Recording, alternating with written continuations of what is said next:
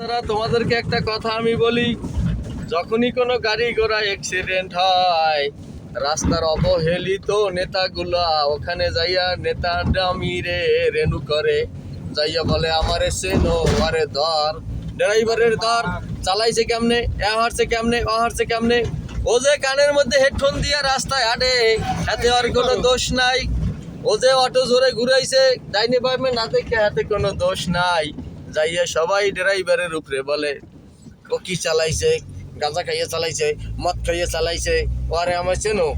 ওরে যদি ধরতে যাও জিজ্ঞাবি তোর এই দোকানে বাহিটা পাইবে কয়টা, তুই যে নেতামি করতে আইছো তোর এই দোকানে বাহিটা পাইবে কয়টা। ও আর এক দোকানে পলাইয়া সদাই খায়। আর একটা গাড়ি যদি অ্যাক্সিডেন্ট হয় যাইয়েই কয় আমার চেনো আমি নেতা। এই নেতাগুলার ধরে আমরা খেতা পারান দিবেন, মনে রাখবেন।